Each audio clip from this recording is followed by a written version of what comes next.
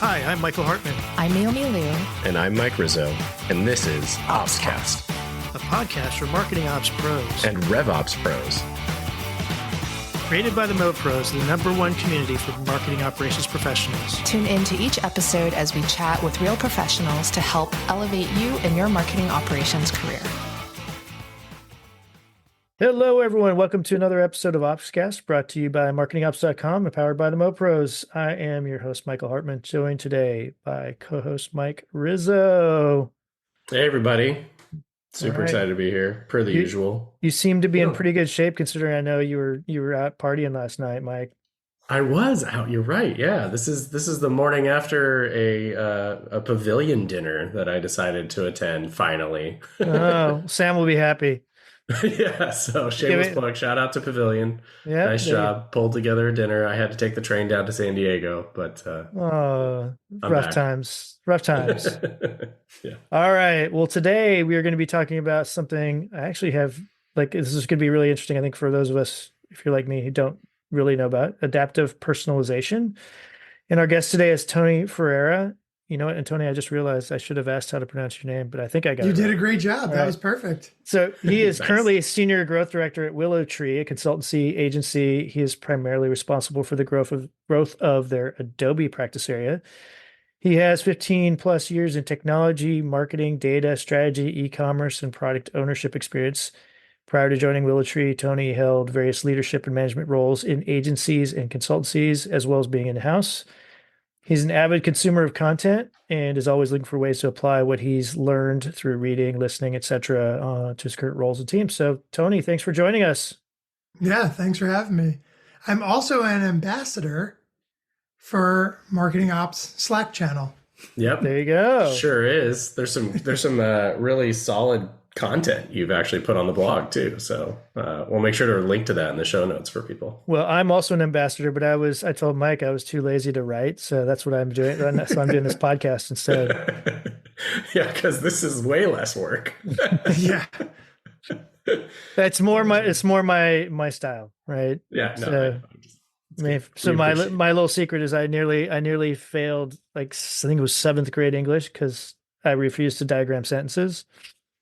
So wow. I don't even know if they still do that now. I don't even know if they do. I don't even know if they still do that, but I know what you're saying because you break them down or whatever. Yeah. Funny. So anyway, there you go. Learn something new about you today. Dirty little secret.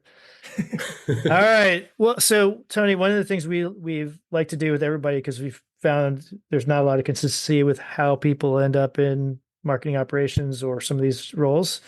So I'd like to start with a little background on your career, like a little bit of your journey. Because I know you've been through a lot of different roles, but the one that caught my attention when I was kind of prepping for this is that at one point you worked with a school, looks like maybe it was a part-time thing where you coached, was it lacrosse, and you were an athletic director, trainer, strength coach, right? So I'm really curious not only about that, but just like how did you get into that, but also is there anything from that you kind of apply to your now current profession? Yeah, I was kind of like the slash, right? Where it was like multiple roles. I was actually the freshman health teacher, assistant athletic director, God bless strength coach, and varsity lacrosse coach. Wow. Like freshman health coach or health teacher. Like I have kids who are in that age range, and like I would never want to be even close to that right now. It was very challenging, right? Because that's like at that age, they're starting to get like the opinion to speak out against the teacher and everything else. And I was actually at a private school, so we were like sort of doing debates and things, and it was just really interesting to hear the kids' point of views. But I always tell people, because they always ask, when you were doing that, how did that sort of migrate over to your professional career? And I always tell people the things you learn in dealing with high school students that then teach you how to manage adults. Like it's so much harder to deal with high school kids because there's so many emotions, so much change in such a short amount of time. Like so many things like, oh, my girlfriend, boyfriend made me sad. Now I'm like done. But then when you work with adults, you're like, get over it. But you can't really do that with them. So from a management perspective, it just gave me like a really interesting insight to people because I learned how to work with so many diverse personalities and temperaments that most people don't get. I was trying. Very There's unique thing. Yeah, definitely. Well, it's funny. I had a big grin on my face because I've thought for a while, like raising like young children, Mike, you will appreciate this, gives you a whole lot of insight in how to deal with adult human beings in the workplace because there's not a whole lot of difference in some cases.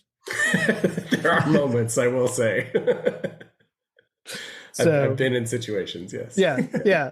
So, all right. Well, tell us, like, so beyond that, right? You've covered a lot of ground in your career that led you to where you are now. So maybe a couple minutes through that.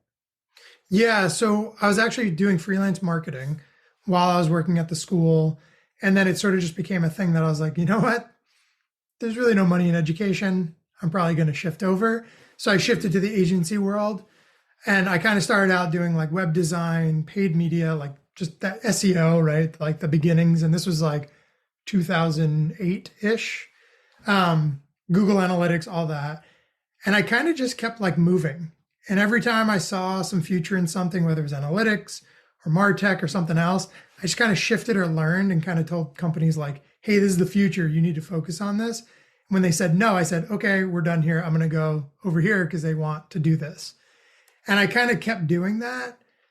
So it gave me a background where I got to work with the CMOs, CTOs, CIOs, CEOs. Like I've been underneath all of them, which has been an interesting kind of path for me.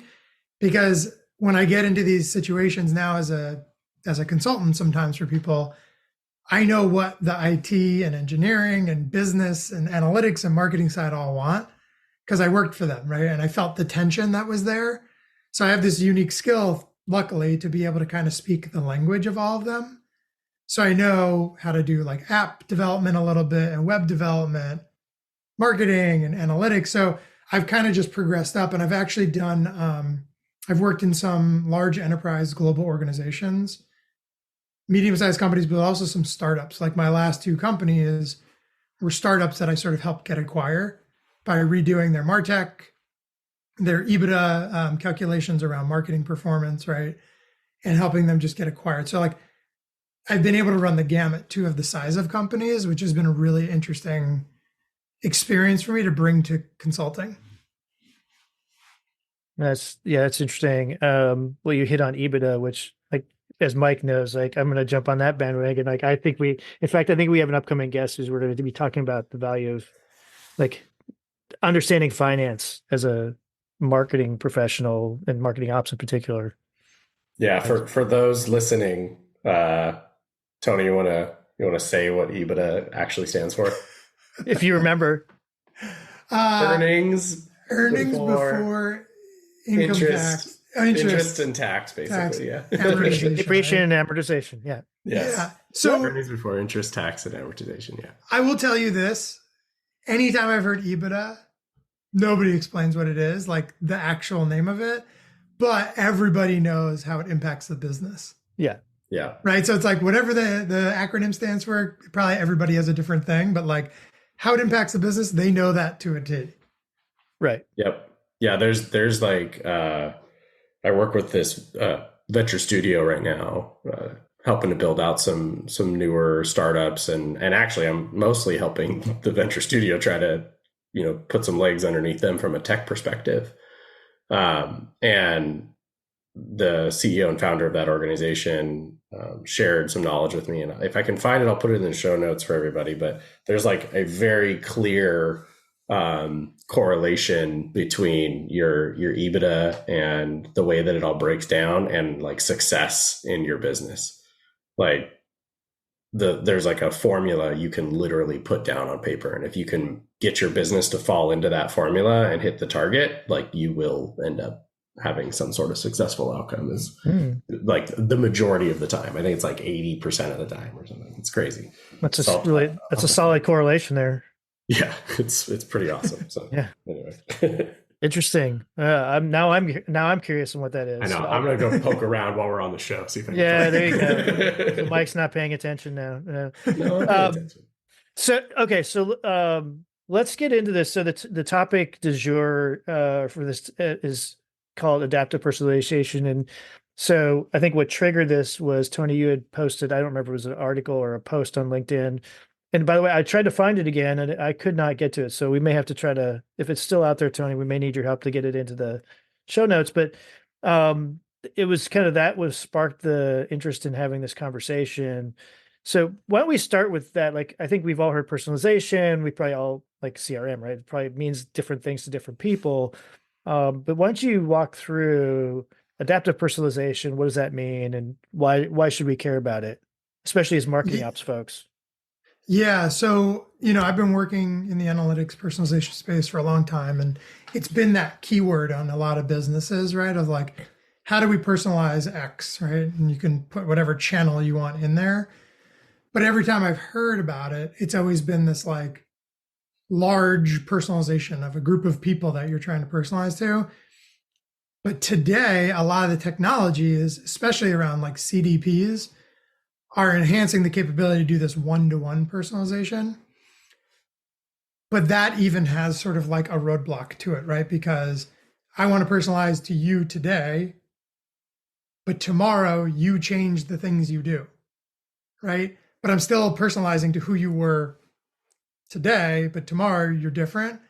So this idea of adaptive personalization is the consistent updating of data so that who you're personalizing to is the right behavior, mindset, activity, information, whatever, for that state of mind at that moment for that person. And that's really what the whole critical piece is behind this, is just making sure the data is updated, because, I am a culprit of this 100%. Today, I will go look at reviews and do my research and all this stuff before I buy anything. But then tonight, my wife might be like, just buy something. And then tomorrow, my behavior changes completely. So how you would have marketed to me yesterday is not going to work, the next day. So it's making sure that things are fresh to stay with the behavior that is happening at the moment.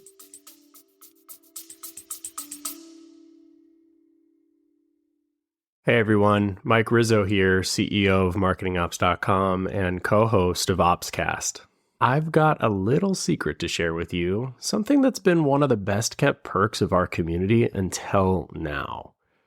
At MarketingOps.com, we've built a hiring program that's changing the game for marketing operations recruitment, and we're finally sharing it with the world. Our community is over 22,000 strong, and within that, we have over 4,400 members who are actively and passively seeking new opportunities. These are seasoned professionals with skills and experience spanning platforms like HubSpot, Pardot, Marketo, and so much more. Plus, we can help you fine-tune your outreach, targeting exactly the right candidates by region, years of experience, seniority level, or even agency experience. But here's the real cherry on top. When you hire through our program, your new team member gets a free membership or a virtual ticket to our annual conference. From day one, they're not just stepping into a new role, they're getting access to the training, networking, and support they need to hit the ground running. So if you're ready to unlock this incredible opportunity, it's time to let this secret out. Visit marketingops.com and find your next star teammate today. Thanks for listening, and as always, keep optimizing. So conceptually, this makes sense to me, but I'm trying to wrap my head around, like, is there an example you could point us and our listeners to of maybe a company or somebody that's doing, is this a web experience thing, or does it go broader than that? I guess that maybe that's another question related to this. It's more broad, right? So think about, like, hotels are notorious for this, right? It's like you call in and you get 50,000 points if you're a member. Then you get an email for 25,000 points. Then you get something in the mail the same day for 125,000 points, right? But you're not even looking to book anything, right? They're just like throwing information at you, because the other day you might have like looked at a room or something like that, but you were like maybe just like looking to look. So a lot of the information is misguided. So what this approach is saying, yeah, we have all that data, but based on what you are telling us you need now, that's how we're going to personalize. Because I don't know if you guys have felt this, but I've gotten personalizations on websites and ads and everything else where I'm like, I was doing this a week ago. This has nothing to do with me now, right? And it's usually because the data just isn't updated or there's no centralized profile about me, which is another, I can give you a good example for that. My wife was on Walgreens.com trying to get a coupon. She would do it. It was there. She went to the cart. It was there. Went to checkout. It was there, but it wasn't taking anything off. She called. They hung up on her. She called again. They told her to just purchase it and they'd refund her. She called a third time and the lady said, oh, all your accounts are not synced together. So you have 3 accounts that don't combine. This coupon was actually connected to another account that you didn't sign in with. She was like, just give me the coupon. It was for like toothpaste or something. It was like, come on, like work with me. But that's like, they're still doing some personalization there, but it's like to the wrong person. It's so, and it's like, it is that person, right? Like this is who this is. Right? Yeah, that's so interesting. I was talking about this in, there's like these little huddles that are put on that Daryl Alfonso works with Tao and them over at this community thing that they do with Uptempo. So I joined this huddle this week, and one of the topics was like, or one of the questions for us was about sort of the future of MarTech and like where things are going. And this was actually one of the things that I brought up, where I said, like, I think personalization, like hyper personalization down to the individual is going to be something that is increasingly like more at the forefront of an organization, but certainly within the lens of your responsibility in marketing operations and RevOps broadly, is trying to figure out how do you create a system that allows for that degree of super hyper personalization. And I'm trying not to speak in super high theoretical terms because I know that that's annoying for listeners, but we don't have all the solutions in place today. I will say, I have seen, I'm going to just say the name of the company because I like what they're doing. I don't know, when they'll be fully like as robust as what their potential could be, but it's a group called Air Traffic Control. They're like brand new, super early stage, but the types of like the moat that they're building in their business around the things that are very aligned to what you're talking about, Tony, is part of the reason why I'm saying, hey, I'm seeing something happening in the market. They're identifying me as an individual and they're looking at my, call it the social graph, but it's like sort of unique to our organization, marketingops.com, right? So like, Tony, you are a member in our database in HubSpot. We are HubSpot customers.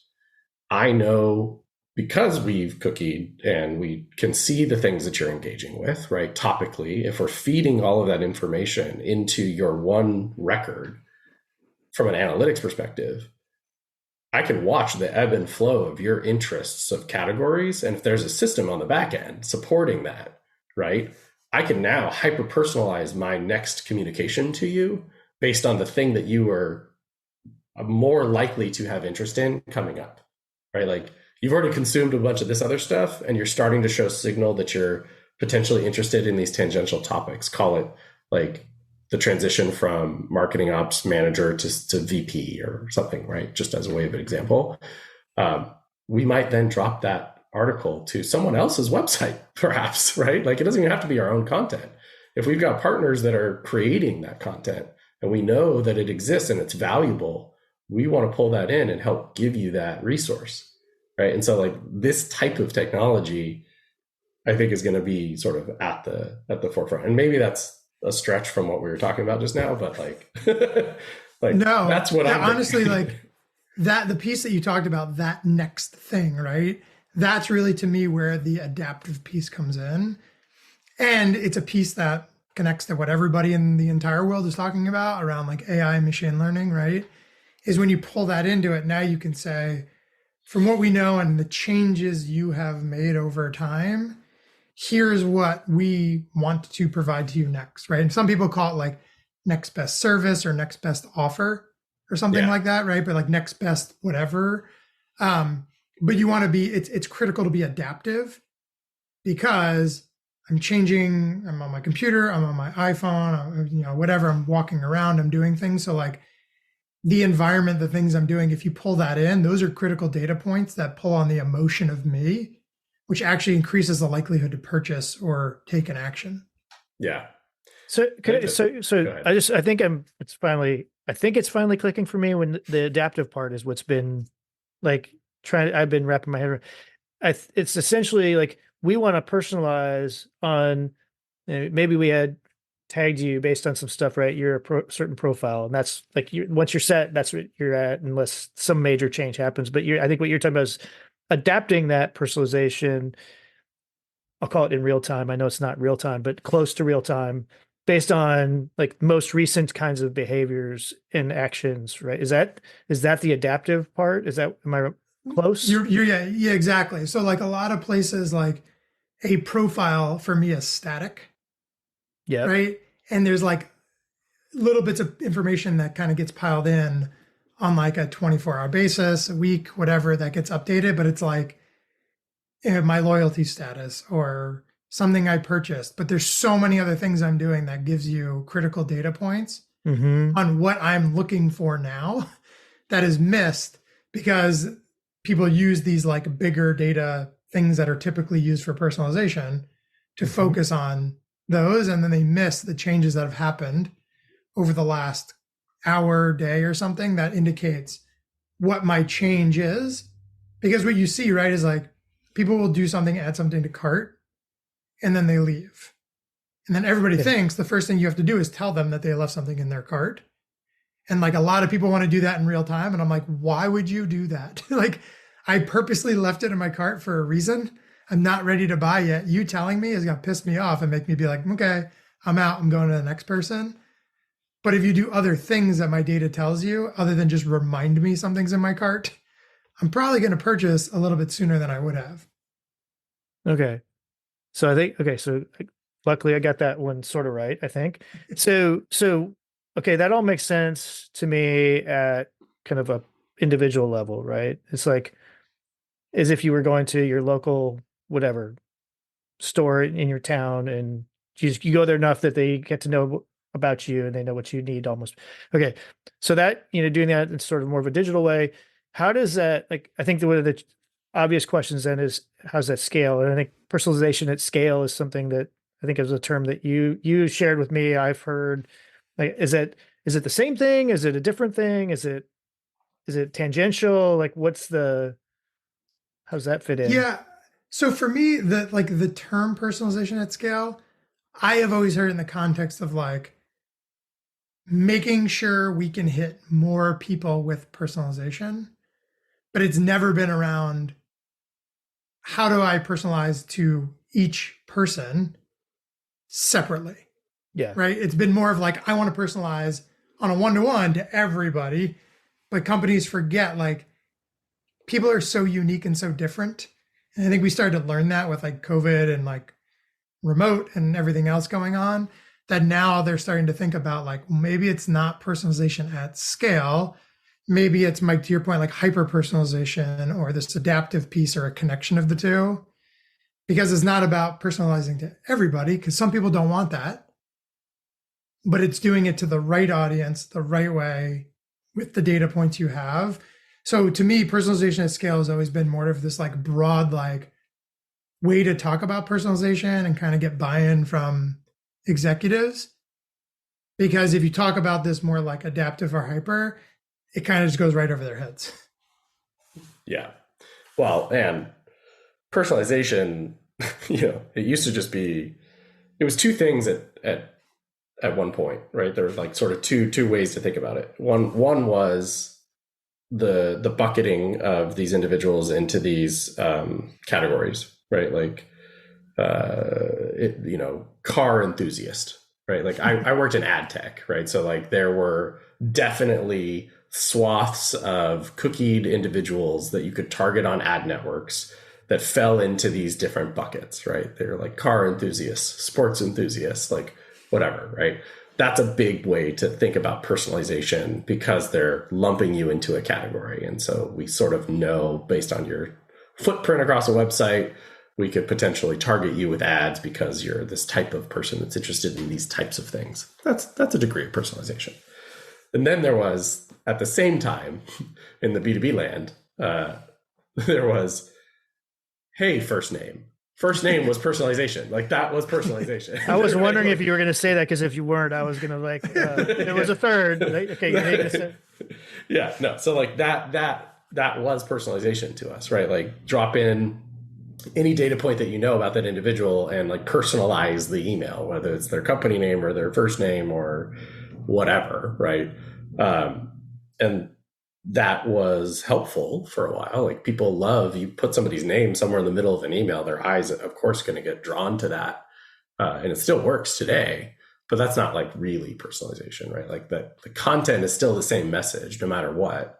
You at a B2B business might still bucket them into a persona category or, based on title or buying cycle, life cycle stage, product usage, whatever. But it's not truly like, I know, I'll just like hark back to my sort of experience at MavenLink, right? Like, Tony, you might have been a customer of MavenLink, project management software, right?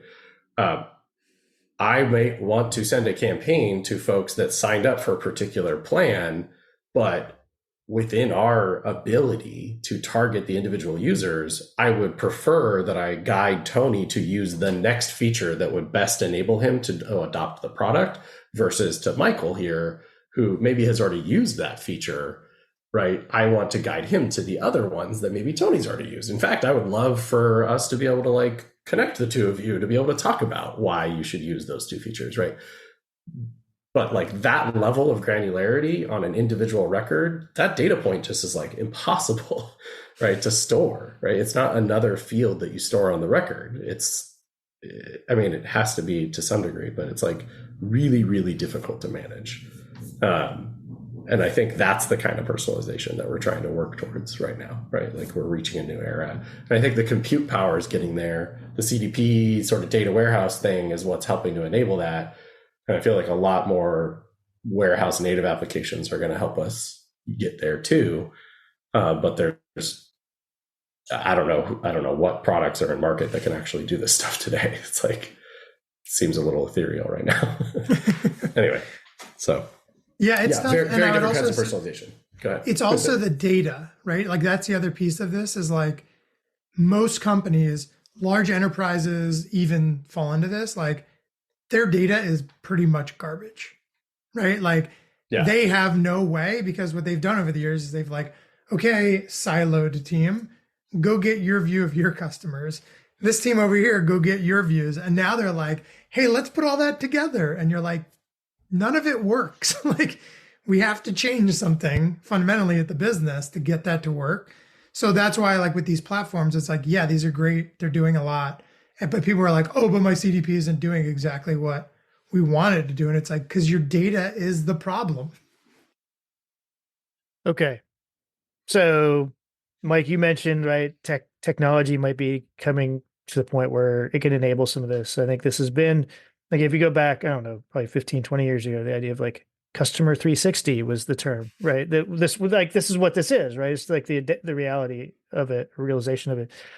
But I want to put a pin on one thing. I want to come back to privacy concerns related to this at some point. So just like insecurity, but I think we'll get into that a little bit later. But like, is this something that's realistic for people, our listeners today? Is this something where there's technology that could enable this, whether it's B2C, B2B? Do they need to be enterprise? Is there stuff that could work at, earlier stage companies, maybe not startups, but like, what's the status of the technology space for all this?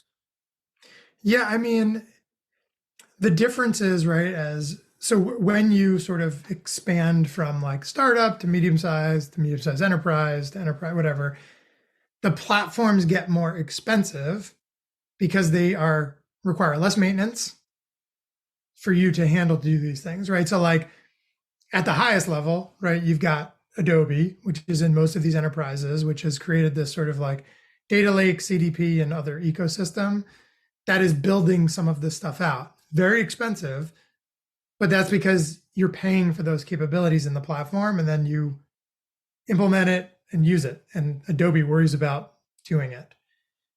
When you get a little bit lower than that, you've got like your segment and particle amplitudes, right, that are like starting to come up.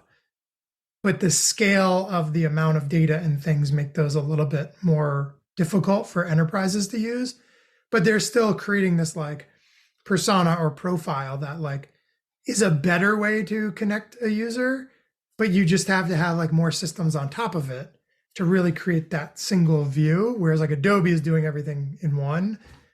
Then at the lower level, a lot of companies are like, they're trying to use some Google Cloud platforms to build their own view of the customer, which gets, there's a lot of manual error potential. There's, database costs and all these things where you're almost like trying to build what these other players are doing, but it is at least a start. And I think the most critical thing is like when people start a business, they just think about revenue, right? They're not thinking about how do I identify a customer? That always comes later. Like the website data starts coming in and they're like, I want to see everybody. And we're like, well, we can't. So that's always forgotten. And somehow, even with enterprises, it just continues up the ladder until like I come in and I'm like, change all of this. like it's just bad. It's not going to work. There's no platform you can buy to fix this. Like you have to fix it as a business. So there are platforms out there. It's just if you want it all in one, it's going to be expensive. If you want a piecemeal, it's going to get less expensive, but have a little bit more like owned maintenance and control and like monitoring and all of that. So it's coming. It just really depends on what people want to pay. Like Adobe, I am biased in that sense. I will say that 100% because I run the Adobe practice, but I've worked with 250 other MarTech platforms, right? And I don't think someone should ever go with just Adobe. I say that to everybody. But it is doing all of this in one system because it costs a lot. So they're putting that effort in. I do think, just like their other platforms, that in about 3 to 4 years, the price point will come down, where you'll start to see more medium-sized enterprises going the Adobe route. Got it. Okay. That's really helpful. So I mean, it's real if you've got money to spend, right? And the commitment to it. And if you want to spend less money, wait a couple of years, hopefully. It's kind of throw more people at it, which still costs a little bit more money, right? Right, exactly. Okay, so another challenge that I see with this, and I think you and I talked a little bit about this, Tony, is I like the idea. So at the end of the day, right, we've got all this data points. It's we're tracking what people are doing, so we're adapting to their most recent behavior, and we want to either serve content or provide. So yeah, it's essentially content based. Like the content we provide is going to be different, or the experience is going to be different. So my sort of initial sort of concern about that is like, okay, well, like I have been at very few places where they could even do A/B testing because getting 2 versions of a piece of content was hard. So now like I'm imagining like this is a bunch of really like small pieces and some machines putting them together in the right way based on behavior. I mean, I don't know if I'm even close to reality of how it works, but it strikes me as like that part of like, how do we then adapt our content production to match that is another challenge in all this. It is, except what's really interesting is the content supply chain idea is way more advanced. All right. So first off, I'm gonna is that your term, content supply chain? Because I love that. It is not. I will not take credit for it. It's a term like Adobe uses it, and some of the other technical platforms use it. Like a lot of CMS platforms and stuff leverage it, right? Okay. But the content supply chain is how they call it. Sorry. Basically, that is more a reality today than this more like centralized, unified profile of a person, right? Like that has been the basis of a lot of these like AI things you've seen, where it's like be able to create a lot of content very simply for one person or one use case, and then distribute that out. The most critical thing that I think is going to happen with all of that, right, is like you have the ability to create a lot of content now with AI that's built into tools with other things, right? Is a centralized place to store all of it and then leverage a profile of a user to map the right content to. What happens is, and I'm sure, Mike Rizzo, you've seen this just in your days of marketing, is like when you try to match content to a user, it's like job title, interest, and it's like one piece of content. But if you had a repository of all the content you've used, emails, whatever, and then a profile of people, and you had this system that just kind of like kept matching it, now all you do is just add into your repository and you're just constantly matching and sending content out. That's going to be the most critical thing. And that's what a lot of these companies are trying to build in their ecosystems, is like use a DAM or some sort of repository, get your content in. DAM was coming up. Yep. And then match it out to these profiles and let the system do it from an activation standpoint. And then you kind of like sit back, watch, monitor, and can like measure performance and make changes. But it like takes a lot of that guesswork out that used to be marketing a little bit, which is kind of interesting to me. Yeah. I was fortunate. Yeah, I think fortunate's the right term to work in digital asset management for just a hot second. And it was a startup here in Orange County, still around. It's called Orange Logic. If anybody wants to check them out, they're super powerful, really cool DAM. And I have to say, like, I learned a lot about, for obvious reasons, right? When you're working at a company, you sort of have to learn their industry, particularly in a marketing role. But the idea of like taxonomies and like things that we talk about from like a naming conventions perspective as like a marketing ops professional, you basically are talking about taxonomy, right? Like it's essentially the same thing. You have a structure of database and you are trying to label and curate and manage and organize a whole bunch of assets, digital assets. And that part, like the whole damn taxonomy manager profession, that person that exists to help do that thing, first of all, it's like incredibly complicated.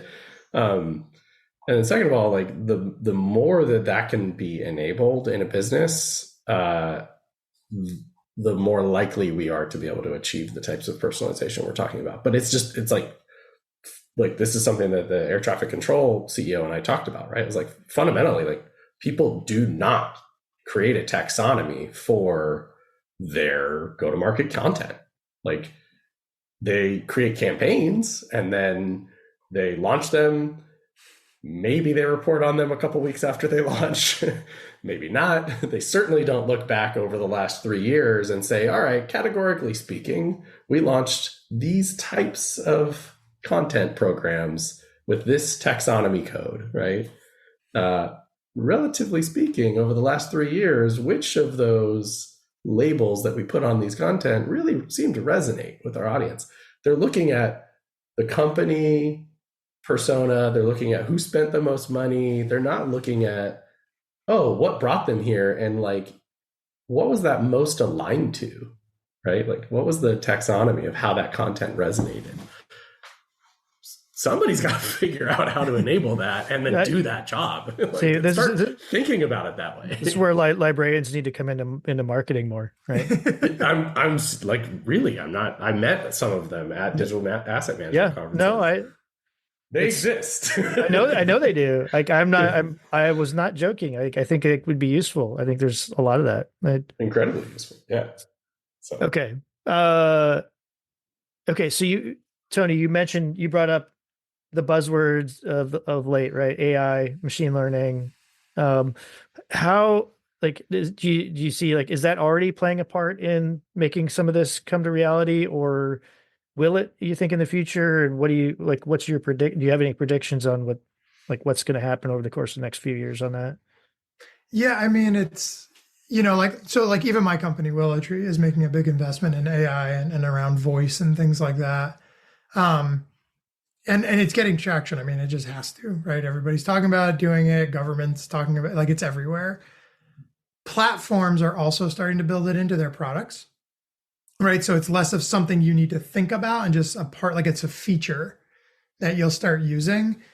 Where I've seen it though is like around this like content creation piece. So it's like, oh, build more campaigns, build more content, build images, right?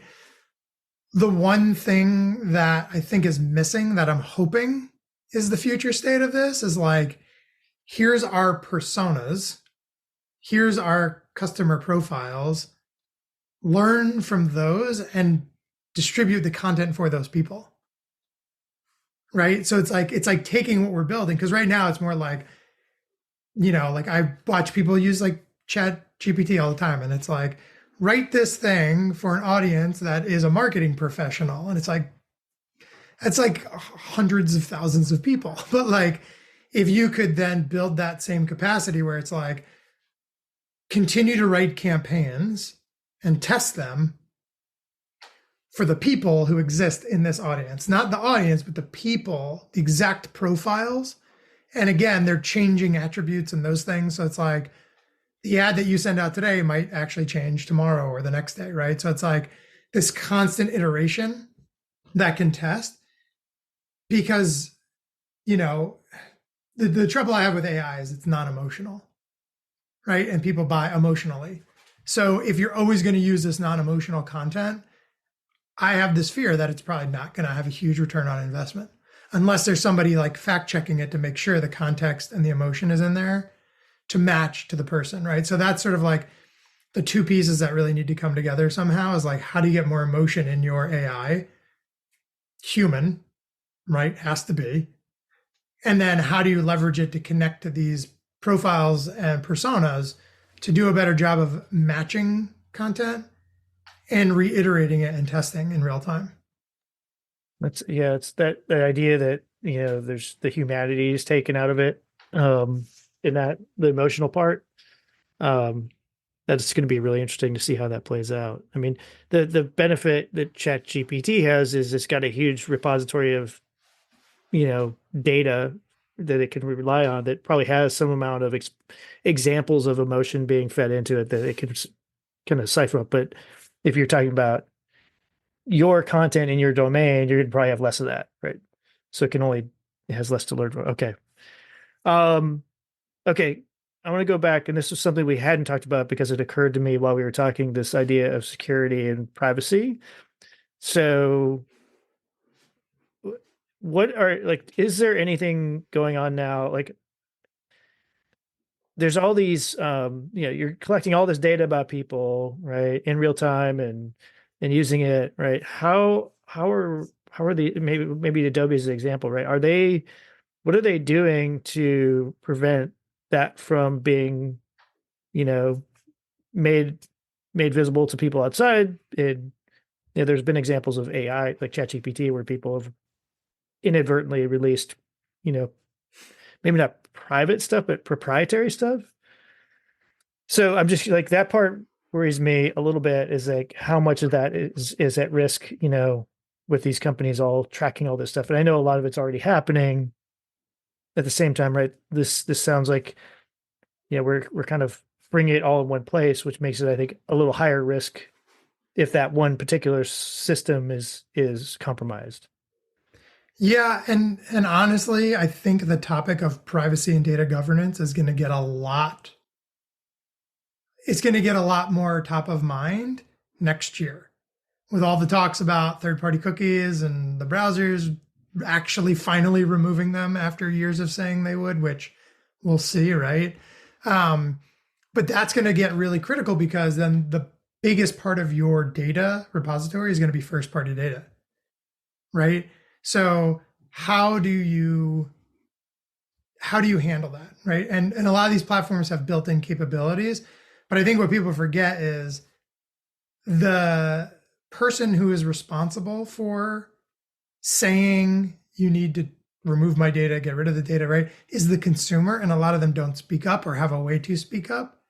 So the data points just keep getting captured. And some of them you can technically capture without them making that request, right? Like anonymous behavior data that like is anonymous, but you can track. So I think people are talking about it. Platforms are building in programs for it, but I think it's going to get a lot bigger and a lot more concerning when more first-party data is their data repository and it's not these third-party cookies anymore.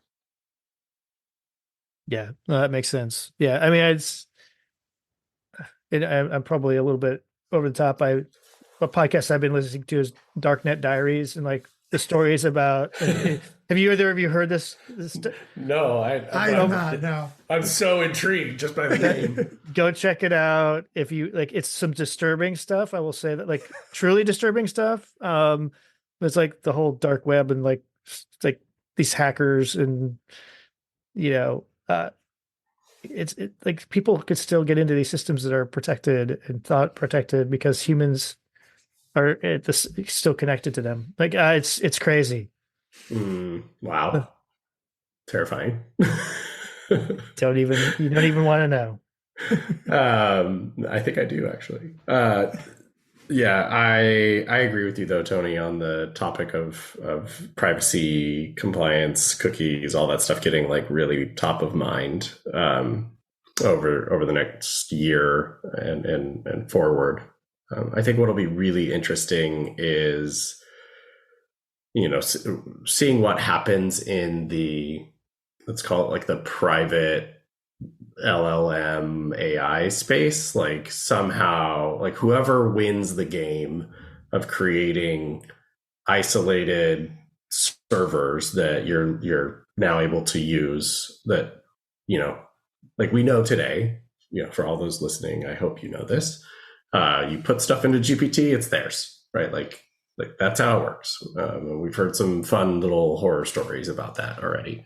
But the moment you can get to a place where you're able to leverage that kind of technology and that compute power on large language models and generative AI capabilities, but it's unique to your business and it's in your own proprietary database and server that you actually own, whoever provides that capability first is going to lead the charge, right? And I don't know how expensive that's going to be for people to take advantage of, but the moment you have your own silo of LLM and AI to operate against, and you're not feeding some beast that is,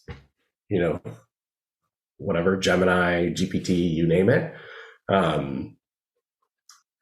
privacy and all that stuff is like, and all this personalization is just going to get even more crazy. It's going to be good to be an attorney. yeah. Or all of the attorney AIs are going to fight each other. Sure. It'll be like the first time that a computer beats somebody in chess. Oh yeah. Like some attorney's going to go up against an AI like attorney and then lose, and the world will come crashing down. Oh no. Yeah. All right. Well, so we're running out of time here. Just Tony, anything that we hadn't touched on that you feel like is really important for our audience to know about relative to this topic? I think just, we're almost in 2024, which is crazy. And companies are starting to think about like strategy and next year and their initiatives. A lot of people are talking CDP and personalization and all of that. I would urge everybody, please look at your data first. Like before you go invest in a big platform and spend all this money, make sure that your data is actually prepared and ready to do these things. Stitch together a profile to look at a person, like all those things. They forget that is the foundation to everything we've been talking about. Mm-hmm. So if the data is bad, you can't actually do all those other things. So put the effort in where it's necessary and then figure out the platform and all that other stuff. Yeah, you got to get the discipline in place, right, to make sure it's right. Awesome, Tony. This has been really my brain is overloaded right now. So Thank you. It's a good way to go into we're recording on a Friday afternoon, everyone. So it's a good way to go to the weekend. Tony, if folks want to keep up with you or learn more about what you're doing or what you talk about, what's the best way they can do that? Yeah, I'm trying to do my best on LinkedIn to put stuff out. I'm pretty responsive on there, but if they are part of the community, I'm very responsive in Slack channel. I talk to people all the time. I'm happy to provide insights and answers to questions and just kind of be a resource for anyone there. Great. Thank you very much. All right. Well, if there's nothing else, we will call it a day, a show, I guess, really.